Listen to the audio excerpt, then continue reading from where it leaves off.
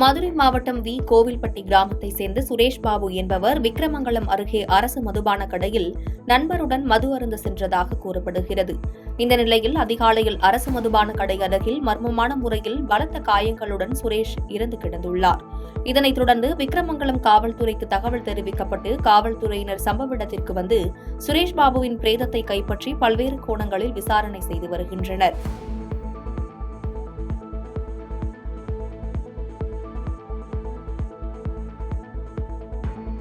சென்னை தாம்பரம் அருகே உள்ள முடிச்சூர் பகுதியைச் சேர்ந்த லட்சுமி என்ற பெண் 3 குழந்தைகளுடன் போதிய வருமானம் இல்லாமல் கஷ்டப்பட்டு வருவதாக பனையூரில் உள்ள தமிழக வெற்றிக் கழக அலுவலகத்திற்கு சென்று கட்சியின் பொதுச் செயலாளர் புசி ஆனந்தை சந்தித்து உதவி கேட்டுள்ளார். உடனடியாக விஜயின் கவனத்திற்கு கொண்டு சென்ற புசி ஆனந்த் தாவேக சார்பாக தளபதி தேநீர் கடை அமைத்து கொடுத்துள்ளார். தனக்கு உதவிய தாவேகாவினருக்கு நன்றி தெரிவித்த லட்சுமி, விஜய் முதலமைச்சரானால் என்னை போல எல்லாரும் ஓனர் ஆகலாம் என தெரிவித்தார். நான் வார சம்பளத்துக்கு தான் வேலைக்கு போயிட்டு இருக்கேன். பசங்களாம் வந்து ஹாஸ்டல்ல தான் படிச்சுட்டு இருந்தாங்க. இப்ப நான் ஸ்கூல்ல இங்கதான் சேர்க்க போறேன்.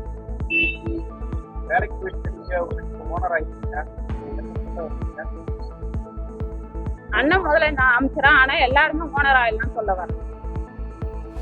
கோவை மாவட்டம் நரசிபுரம் வைதேகி சாலையில் ஒற்றை காட்டு யானை ஒன்று குடியிருப்பு பகுதியாக உலா வந்தது. அதை பார்த்த குடியிருப்பு வாசி ஒருவர் தனது மொபைல் போனில் வீடியோ எடுக்க முயற்சி செய்துள்ளார்.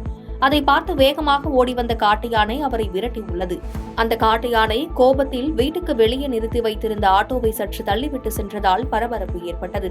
இந்த வீடியோ தற்போது அப்பகுதியில் வேகமாக பரவி வருகிறது.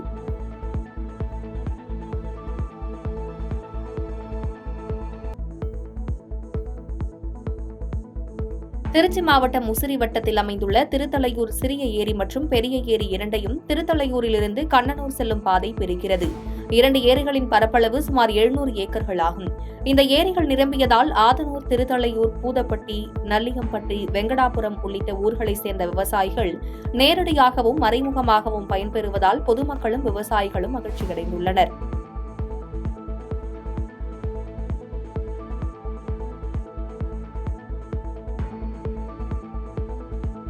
தருமபுரியில் இந்திய தேசிய ரியல் எஸ்டேட் லேண்ட் டெவலப்பர்ஸ் நிலத்தரகர்கள் நலச்சங்கம் சார்பில் ஆலோசனைக் கூட்டம் நடைபெற்றது. கூட்டத்தில் மாநாட்டிற்கு தருமபுரியிலிருந்து அதிக அளவில் சங்க நிர்வாகிகள் கலந்து கொள்ள வேண்டும் எனவும், மாநாட்டை எவ்வாறு சிறப்பாக நடத்துவது, மாநாட்டில் முக்கிய தீர்மானங்கள் நிறைவேற்றுவது குறித்து ஆலோசனை செய்யப்பட்டது. இக்கூட்டத்திற்கு 100க்கும் மேற்பட்ட நிலத்தரகர்கள் கலந்து கொண்டனர்.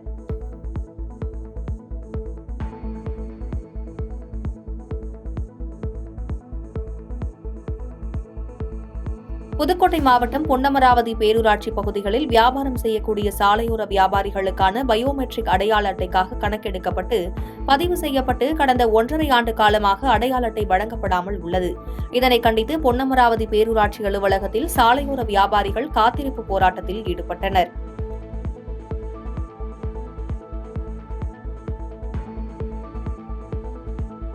வணிக பயன்பாட்டில் உள்ள வாடகை கட்டிடங்களுக்கு 18% GST வரி விதிப்பை எதிர்த்து தமிழ்நாடு வணிகர் சங்கங்களின் பேரமைப்பு சார்பில் தேனியில் 200க்கும் மேற்பட்ட வணிகர்கள் கோஷங்களை எழுப்பி கண்டன ஆர்ப்பாட்டம் நடத்தினர்.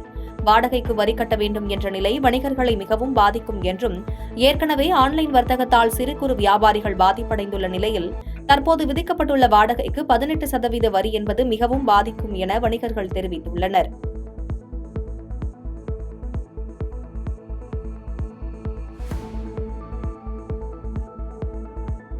தேனி மாவட்டம் உத்தமபாளையம் தாலுகா கோகிலாபுரம் ஊராட்சியில் வருவாய் மற்றும் பேரிடர் மேலாண்மை துறையின் சார்பில் மாவட்ட ஆட்சித்தலைவர் சஜீவநாத் தலைமையில் மக்கள் தொடர்பு முகாம் நடைபெற்றது. இம்முகாமில் பொதுமக்களிடமிருந்து சுமார் 800க்கும் மேற்பட்ட கோரிக்கை மனுக்கள் பெறப்பட்டது. மக்களுக்கு 4 கோடி மதிப்பிலான பல்வேறு நலத்திட்ட உதவிகளும் இதில் வழங்கப்பட்டது.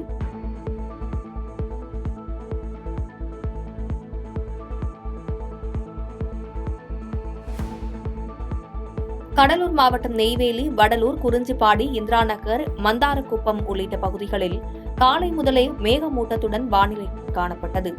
இந்த நிலையில் நெய்வேலி, இந்திராநகர், மந்தாரக்குப்பம், வடலூர், ஆபத்தானபுரம், குறிஞ்சிப்பாடி ஆகிய பகுதிகளில் 1 மணி நேரமாக மிதமான சாரல் மழை கொட்டி தீர்த்தது.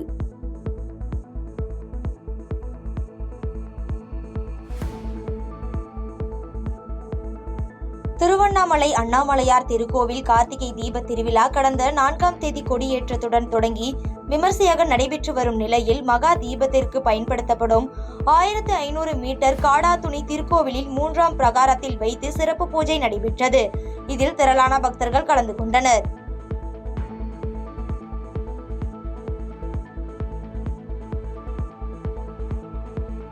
நீலகிரி மாவட்டம் உதகை மார்க்கெட் தபால் நிலையம் முன்பு தமிழ்நாடு வணிகர் சங்கங்களின் பேரமைப்பு சார்பில் பேரமைப்பின் மாவட்ட தலைவர் முகமது பரூக் தலைமையில் மத்திய அரசை கண்டித்து கண்டன ஆர்ப்பாட்டம் நடைபெற்றது. இந்த கண்டன ஆர்ப்பாட்டத்தில் மத்திய அரசின் கடைகளின் வாடகை மீதான 18% வரி விதிப்பை திரும்ப பெற வேண்டும், மாநில அரசு ஆண்டுதோறும் 6% கூடுதல் சொத்து வரி விதிப்பை திரும்ப பெற வேண்டும் உள்ளிட்ட கோரிக்கைகளை வலியுறுத்தி கண்டன ஆர்ப்பாட்டம் நடைபெற்றது.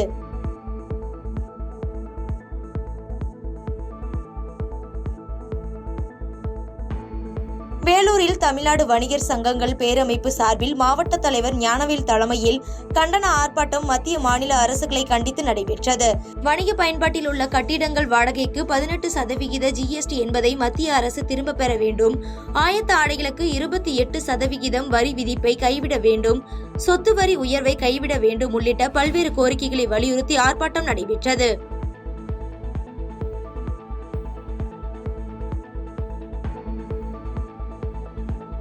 புதுக்கோட்டையில் மாவட்ட வர்த்தக கழகம் சார்பில் மத்திய அரசு வாடகை கடை மீது விதித்த 18% GST வரி விதிப்பை திரும்ப பெற வேண்டும் உள்ளிட்ட கோரிக்கைகளை வலியுறுத்தி ஆர்ப்பாட்டம் நடைபெற்றது.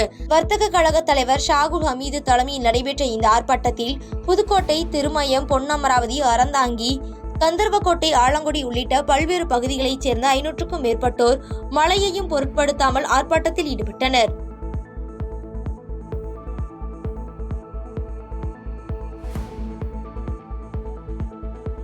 தென்கிழக்கு வங்கக்கடலில் உருவான காற்றழுத்த தாழ்வு மண்டலம் ஆழ்ந்த காற்றழுத்த தாழ்வு மண்டலமாக வலுவடைந்துள்ளது.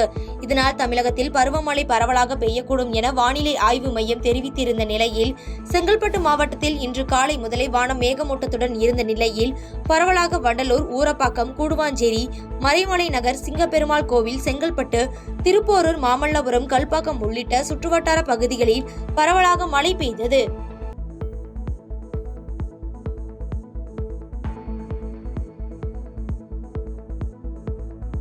ராணிப்பேட்டை மாவட்டம் ஆற்காடு பேருந்து நிலையம் அருகே தமிழ்நாடு வணிகர் சங்கங்களின் பேரமைப்பு சார்பில் மத்திய மாநில அரசுகளுக்கு எதிராக கண்டன ஆர்ப்பாட்டம் நடைபெற்றது. இந்த ஆர்ப்பாட்டத்தில் மத்திய அரசின் கடைகளில் வாடகை மீதான 18% வரி விதிப்பை திரும்ப பெற்றிட வேண்டும் எனவும், மாநில அரசு ஆண்டுதோறும் 6% கூடுதல் சொத்து வரி விதிப்பை திரும்ப பெற்றிட வேண்டும் உள்ளிட்ட கோரிக்கைகளை முன்வைத்து கண்டன கோஷங்களை எழுப்பி ஆர்ப்பாட்டத்தில் ஈடுபட்டனர்.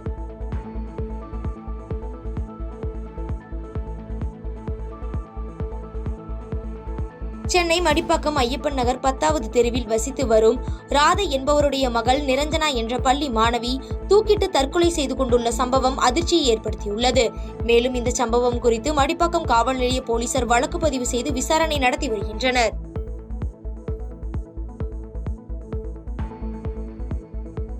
சேலம் மாவட்டம் ஓமலூரில் ஒரு காரில் 300 கிலோ புகையிலை போதை வஸ்துக்கள் கடத்தி வருவதாக மாவட்ட காவல் கண்காணிப்பாளருக்கு ரகசிய தகவல் கிடைத்துள்ளது. இதன் அடிப்படையில் ஓமலூர் காமலாபுரம் பகுதியில் போலீசார் வாகன சோதனையில் ஈடுபட்டிருந்த பொழுது அவ்வழியாக வந்த கார் ஒன்றை நிறுத்த முற்பட்டனர்.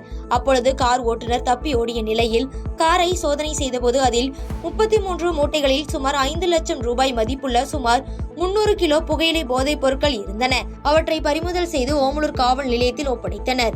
மேலும் போலீசார் வழக்கு பதிவு செய்து தப்பியோடிய கடத்தல் நபரை தேடி வருகின்றனர்.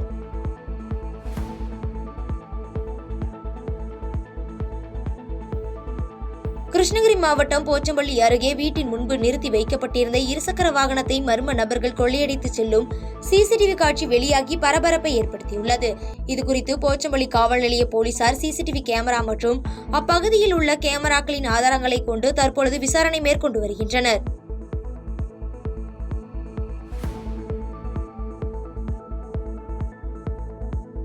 தேனி மாவட்டம் சின்னமனூர் ஒன்றிய பகுதியில் விவசாயிகள் என்ற போர்வையில் கனிம வளங்கள் கொள்ளையடிக்கப்படுவதாக கூறி சின்னமனூர் ஒன்றிய குழு இந்திய கம்யூனிஸ்ட் கட்சியின் சார்பாக தேனி மாவட்டம் உத்தமபாளையம் பைபாஸ் பகுதியில் கண்டன ஆர்ப்பாட்டம் நடைபெற்றது.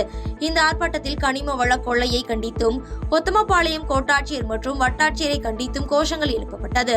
இந்த கண்டன ஆர்ப்பாட்டத்தில் பெண்கள், ஆண்கள் என 50க்கும் மேற்பட்டோர் கலந்து கொண்டனர்.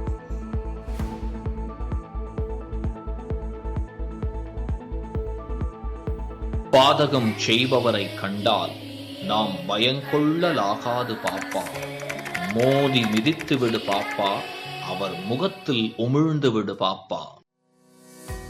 அண்மை செய்திகளை உடனுக்குடன் தெரிந்து கொள்ள இணைந்திருங்கள் இயம்நாடு தொலைக்காட்சியுடன்.